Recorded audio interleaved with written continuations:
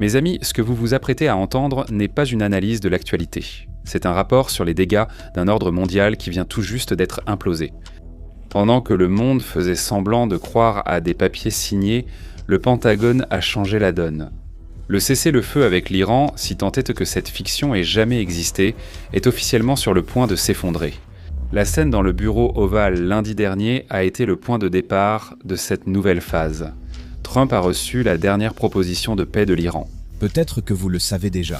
Il a regardé ses conseillers et, sans même finir la lecture, il a décrit le document avec un seul mot. Poubelle. Ce document est bon pour la poubelle. Bon, ça aussi, vous le savez déjà. Il est allé plus loin. Il a comparé la diplomatie actuelle à une glace allégée. Ça a l'air bon sur l'emballage, mais au final, ça va te donner le diabète et ça ne coupe pas ta faim. Le message est clair, mes amis. L'Occident en a assez du régime diplomatique. Le Pentagone a arrêté de négocier et a commencé à viser.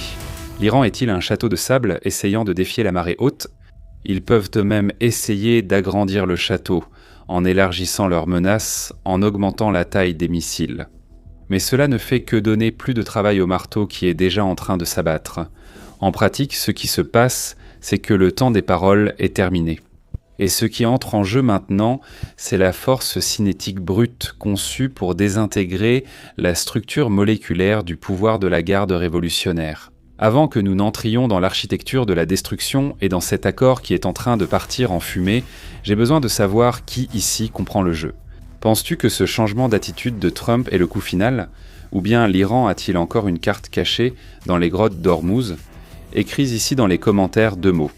Opération masse maintenant ou l'Iran résiste. Qu'en penses-tu ? Et je lis chaque ligne des commentaires parce que c'est ici qu'on distingue les observateurs des analystes d'élite.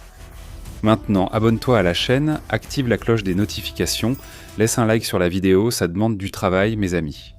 Pour l'analyste attentif, le signe le plus dangereux n'est pas venu d'un tir de missile, mais d'un changement de nom dans les couloirs du Pentagone. Regarde ça, parce que ça change tout. NBC News a confirmé que la guerre contre l'Iran est en train d'être renommée.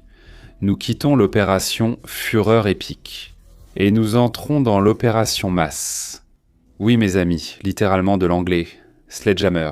Et ce n'est pas du marketing. C'est un coup d'échec en 4 dimensions, parce qu'en pratique, changer le nom de l'opération réinitialise le compte à rebours de 60 jours de la résolution sur les pouvoirs de guerre.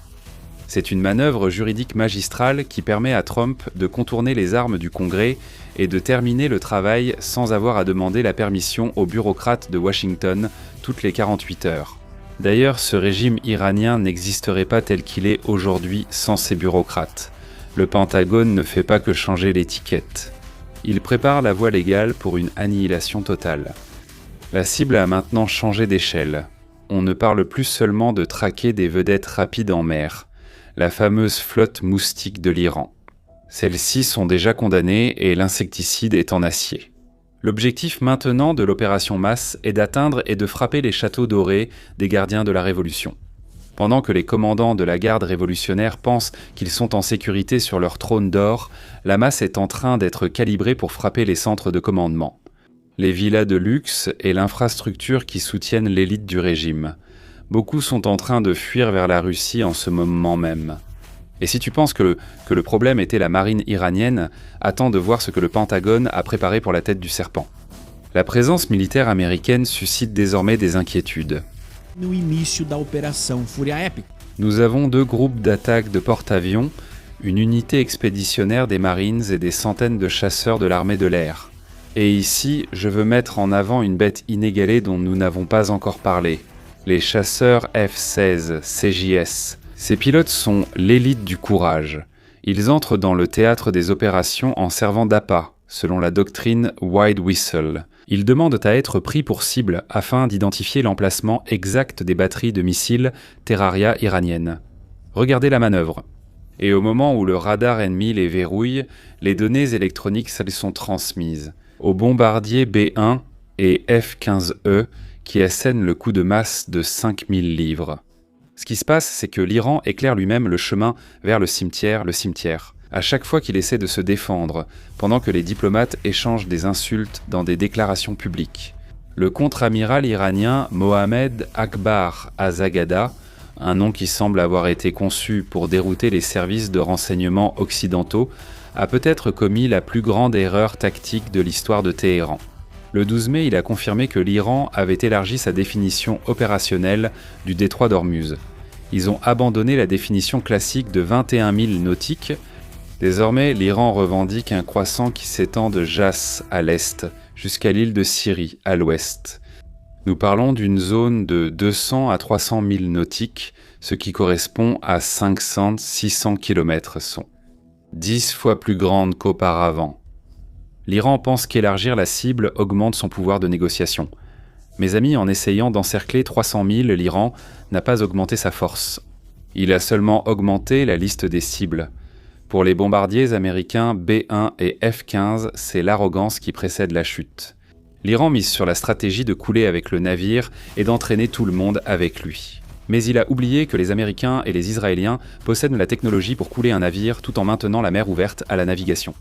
Ils sont assis sur un cinquième du pétrole mondial, agissant comme des preneurs d'otages, sans se rendre compte que la rançon ne viendra pas sous forme d'argent, mais sous forme de bombes à pénétration profonde. Et pendant qu'ils coulent des navires et célèbrent cette victoire tactique, l'économie iranienne saigne 500 millions de dollars par jour. De cela, tu le sais bien, c'est l'ironie du ton. L'Iran est au fond de l'océan en train de fêter avec un poisson, alors que son pays s'effondre financièrement. Ils n'ont pas de cartes, seulement des moustiques et de la bravade. Et là, le scénario prend des allures de mystère et de trahison. Des images satellites ont confirmé quelque chose de troublant. Un RC-130 iranien. Un appareil de reconnaissance et d'espionnage électronique de technologie américaine ancienne est stationné sur la base aérienne de Noor Khan, près d'Islamabad, au Pakistan, à seulement 10 km de la capitale pakistanaise. Mes amis, le Pakistan a trahi les États-Unis auprès d'Israël. Pourquoi le Pakistan, qui se dit médiateur, héberge-t-il un avion espion iranien ? Pour l'analyste d'élite, cela évoque de sombres souvenirs. Il est impossible de ne pas faire le lien avec l'histoire, celle d'Abbottabad et d'Oussama Ben Laden. Le Pakistan est cet ami collant, imprévisible, qui tend la main pour la paix tout en cachant l'ennemi dans son jardin. Ce RC-130 est un renifleur électronique. Il collecte des données sur les mouvements navals américains et les transmet à la garde révolutionnaire. Le fait qu'il soit là, sur le sol pakistanais, suggère que Téhéran essaie de créer un réseau de renseignement hors de portée. Imediato dos ataques em solo iraniano. Comme nous l'avons vu par le passé, ce qui est caché au Pakistan a tendance à être découvert de façon explosive. L'avion fantôme est le signe que le réseau de supplétifs de l'Iran essaie de se ramifier pour survivre aux coups de marteau. Mais ont-ils oublié que le Mossad et la CIA ont aussi tendance à étendre leurs tentacules dans tous les recoins ? L'échiquier mondial bouge en synchronisation avec la pression à Ormuz. La France a finalement décidé d'agir.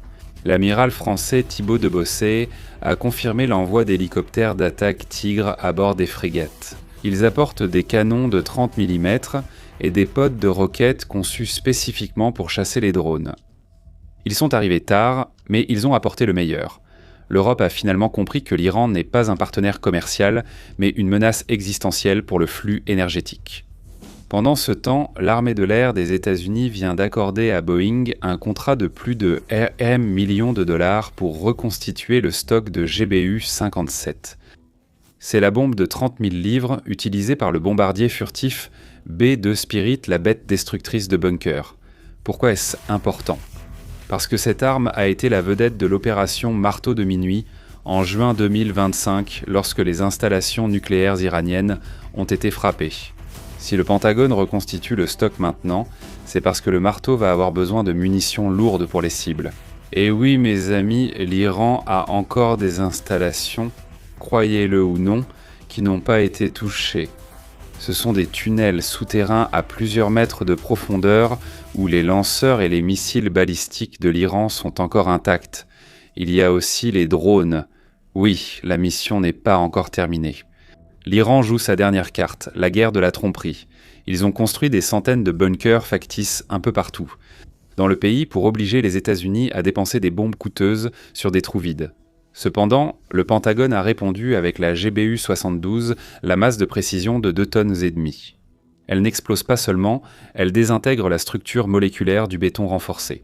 Le Pentagone utilise des capteurs de renseignement multispectral pour différencier ce qui est du béton ou du vide de ce qui est le véritable centre de commandement.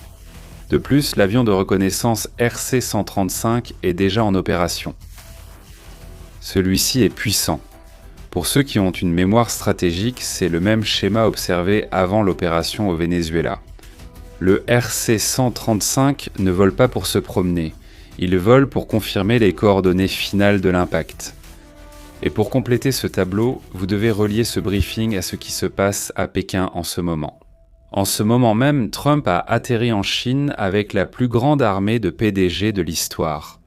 Elon Musk de SpaceX, Cook, Jensen Huang de Nvidia et une dizaine d'autres des hommes les plus puissants de la planète. Il est en visite d'État renforcée, un signe de révérence et de crainte de la part de Xi Jinping. Pendant que Trump discute de la Tianxia, du mandat du ciel et de la technologie des puces avec Xi, le Pentagone prépare la grosse massue. C'est la tenaille parfaite, asphyxie économique d'un côté, celle du parrain de l'Iran et la destruction cinétique de l'autre. L'Iran, le vassal, le peuple contrôlé par la Chine, qui dépend à 50% du pétrole transitant par Hormuz et voit son fournisseur être acculé. Trump dit à Xi, « Je contrôle votre énergie et je contrôle la technologie que vous désirez. » Choisis le bon côté de l'histoire, mon ami Xi. Et le fait que le dictateur chinois utilise sa propre fille comme interprète est le signe ultime de l'isolement. Il ne fait pas confiance à ses diplomates. Il sait que le système est en train de se fissurer. L'Iran est le pion qui est sacrifié pour que le dragon chinois accepte les conditions de Washington. Mes amis, à l'intérieur, l'Iran traverse une crise d'identité. Le général Salami essaie d'agir comme un pont entre l'armée régulière et la garde révolutionnaire. Ils sont rivaux au sein du même pays. Il est pris au milieu d'un sandwich au levain, essayant d'empêcher les deux forces de se cannibaliser pendant que la masse s'abat. L'ayatollah ne fait pas confiance à l'armée régulière et l'armée régulière ne veut pas mourir pour les erreurs de la garde révolutionnaire. L'Iran parie qu'il peut utiliser le temps pour gagner. Il croit que les élections de mi-mandat aux États-Unis et le prix de l'essence vont forcer Trump à reculer. Eh bien, plus de 40 jours se sont écoulés pour l'Iran et aussi pour les États-Unis. Et la position reste exactement la même. C'est encore l'analogie de la glace allégée. Ils pensent qu'ils peuvent offrir la paix sans matière grasse, que Trump acceptera pour gagner des voix. Mais Trump sait que cette glace va provoquer un diabète économique dans le monde et dérégler son intestin. Et le résultat final, vous le connaissez déjà. Il préfère résoudre le problème à la racine maintenant plutôt que de laisser la maladie se propager. Donc le verdict est inévitable, l'opération masse. C'est son nouveau nom. Notez bien pour ne pas oublier masse. Ce n'est pas une menace, c'est un échéancier, mes amis. L'Iran a essayé d'élargir la cible et a fini par dessiner la carte de sa propre destruction. Ils ont misé sur le temps et la tromperie. Mais ils ont oublié que la doctrine Trump n'accepte pas le match nul. Trump n'est pas Barack Obama. La morale de cette histoire, c'est que l'arrogance d'étendre un conflit à 300 milles nautiques ne fonctionne que si vous avez les moyens de protéger cet espace. L'Iran ne l'a pas. Ils ont un château de sable et la masse est déjà en l'air. Maintenant, faites attention. Ce qui est en jeu, ce n'est pas seulement le détroit d'Ormuz, mais la définition de qui contrôle les artères du monde. Alors maintenant, c'est l'heure du choix. Si vous choisissez la masse, écrivez masse. Si vous choisissez l'accord, écrivez masse. Moi, je préfère un accord avec les ayatollahs. Il n'y a aucun problème tant que vous assumez les conséquences ensuite. Le monde est connecté. L'Iran, les États-Unis, Israël, Xi Jinping en Chine et les Européens. Tout est lié, même le prix du carburant dans votre ville. Et si vous voulez comprendre davantage avant la foule et approfondir encore plus ce sujet, celui de la censure sans être soumis au coup de stylo, vous le savez, je le dis toujours, ici nous sommes sur un terrain loué.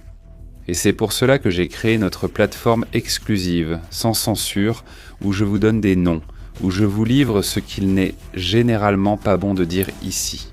Vous savez, nous avons des limites. Même pour citer des noms liés à l'Iran, liés au groupe proxy, dans la bande de Gaza, même ça, on ne peut pas vraiment en parler ici, parce que nous travaillons pour l'algorithme. Mais là-bas, vous êtes le bienvenu pour que nous puissions continuer nos analyses.